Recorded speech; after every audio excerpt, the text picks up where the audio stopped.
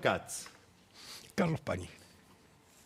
Estamos en una escena política en general de la vida pública donde lo que prevalece es el grito, ¿no? Y un debate así muy altisonante, que puede caer en el insulto o no, que en general simplifica. ¿Cómo harías vos para hacerte escuchar en ese contexto?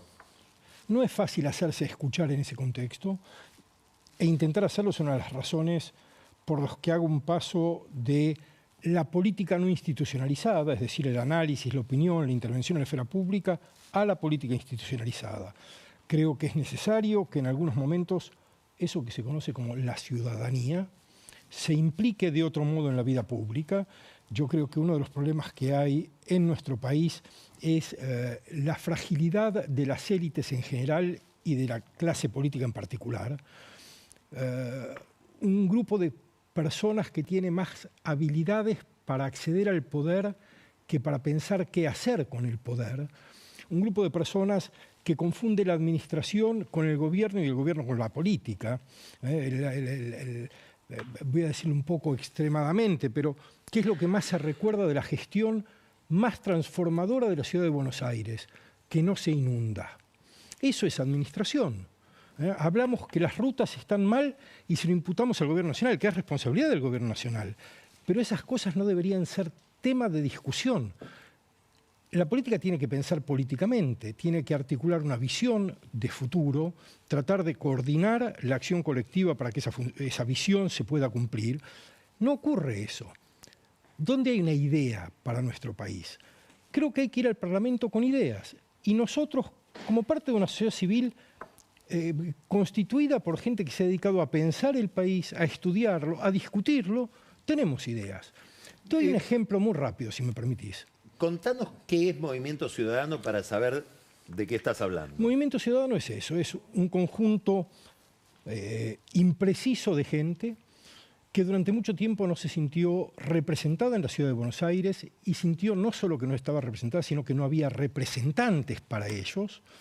Básicamente de una tradición, diría, para hacerlo rápidamente, socialdemócrata, es decir, gente que piensa que es posible conjuntar ideas de libertad individual, de libertad política, de derechos individuales, incluidos los de propiedad, pero también de equidad, también de justicia. Milei diría comunista. Milei diría comunista, es un poco distorsionadamente, ¿no? Uno dice, bueno, España, Italia, Francia, Alemania no tienen una tradición comunista para explicar lo que son hoy. Con una visión también muy transformadora del país, muy reformista, en un país que se ha vuelto muy conservador, en un país refractario a la reforma y a la transformación, o que, como en el caso actual, confunde reforma con destrucción, no con modificación. Pero te doy un ejemplo para ilustrar por qué distingo entre administración, gobierno y política. Alberdi dijo gobernar es poblar, 1852 en las bases. Juan Álvarez en 1902 escribió un libro que se llama El problema de Buenos Aires y la República Argentina, en el que señalaba las distorsiones que la macrocefalia porteña producía en el desarrollo del país. Martínez Estrada en 1940 publica La cabeza de Goliat insistiendo sobre el tema. Alfonsín dice llevémonos la capital a Viedma para resolverlo. No ocurrió, creo que por suerte, pero no hay una sola discusión en nuestro país acerca de qué hacemos con el territorio. Entre tanto acumulamos pobreza en los conurbanos, y vos sabés del tema más que la mayor parte. Esa pobreza genera una cantidad de disfunciones sociales y personales infinita. No discutimos eso. Y yo digo, podemos resolver el problema territorial. Hay instrumentos, por ejemplo, descentralicemos el gobierno nacional. ¿Por qué la Secretaría de Pesca está aquí y no en los puertos pesqueros? ¿Por qué el Ministerio de Salud está aquí y no en Tucumán atendiendo las zonas que más necesidades sanitarias tienen?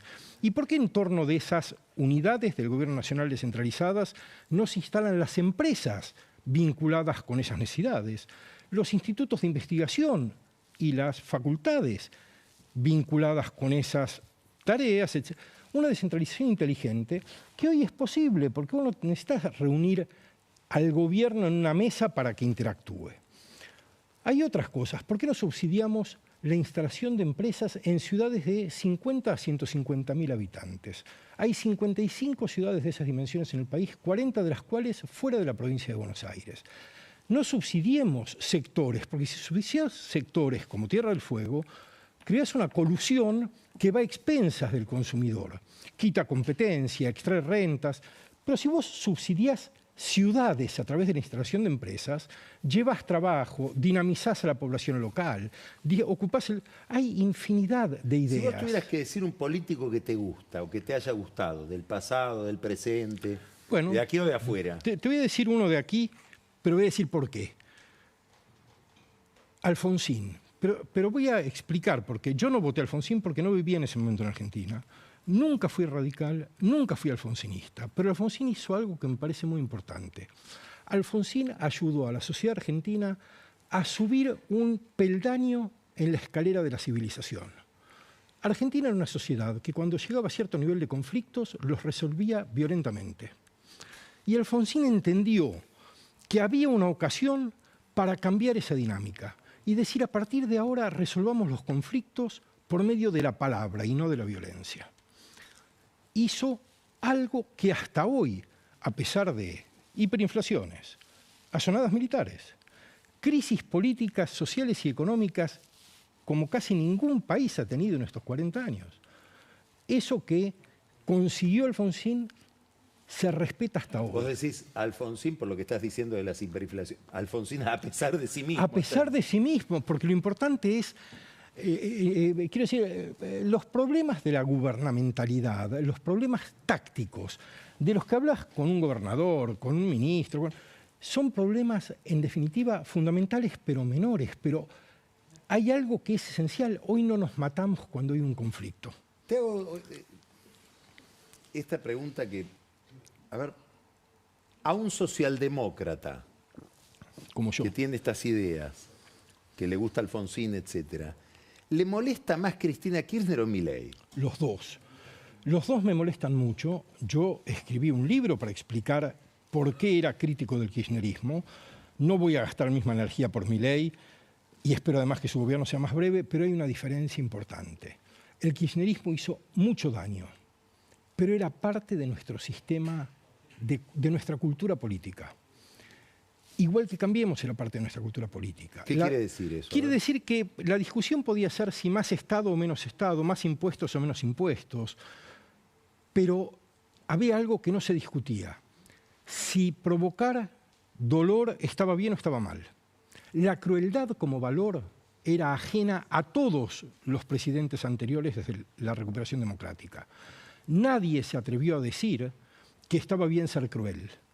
Y eso es una diferencia que es una diferencia civilizatoria, no política. ¿Te molesta más Milei entonces? Me molesta más Milei porque introduce una diferencia civilizatoria.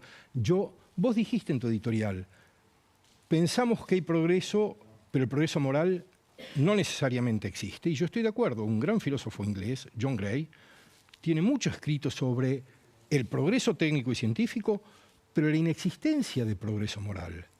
Los avances morales deben ser defendidos cada día. Y no ser cruel con los otros es un avance moral que no está ganado. Milei no comparte esa idea con nosotros. Milei está dispuesto a que algunos sufran por alguna razón no justificada. Hay una gran filósofa política, muy liberal, que murió muy joven y dejó una obra extraordinaria, Judith Shklar, que dice que la principal preocupación de una sociedad liberal tiene que ser evitar el sufrimiento ajeno. Esa es la marca del liberalismo bien entendido. No la libertad entendida como no oposición, como no imposición de nada. El liberalismo bien entendido es, digo más, Adam Smith en la teoría de los sentimientos morales habla de la simpatía como la base de la prosperidad y dice ponerse en los zapatos del otro, entenderlo. Darwin dice, tomándolo de Adam Smith, que toda sociedad animal que prospera lo hace con base en la cooperación, que solo es posible si tenemos, no usa la palabra empatía, que es posterior, pero si tenemos empatía con los demás. Esa es la tradición que hay que reivindicar, que no tiene nada que ver con el gasto público más o menos, tiene que ver con la idea del mundo en el que vivimos y con cómo vivimos juntos. Y las políticas tienen que ser pensadas sobre la base de principios y valores. Con Milei yo no puedo compartir nada, porque habla de la crueldad como un atributo del político. Y eso está más allá de la frontera moral en la que yo quiero vivir. Pero creo que podemos tener políticas muy inteligentes desde el punto de vista del Estado y de la sociedad, que introduzcan equidad, porque no se trata de poner plata para sacar a los pobres del conurbano. Se trata de generar un desarrollo armónico, equilibrado, inteligente. Para que haya un trabajo, quieren ir a buscar. Nadie quiere vivir en la miseria en una villa en el Gran Buenos Aires. Te veo muy entusiasmado con la política. Bueno, con las ideas, Carlos. Muchas gracias, Alejandro. No, al contrario, a vos. Alejandro Katz. Vamos a un corte y vamos a recibir a Pancho Olivera. Hoy no lo tenemos a Daniel Vilota, que está de viaje, pero Pancho Olivera nos va a hablar del acuerdo entre Argentina y Estados Unidos mirado desde un punto de vista, desde un tema que siempre ha sido conflictivo, que es el de las patentes medicinales. La industria farmacéutica, que al final es un tema que toca a todo el mundo porque tiene que ver con el costo de los medicamentos. Ya volvemos.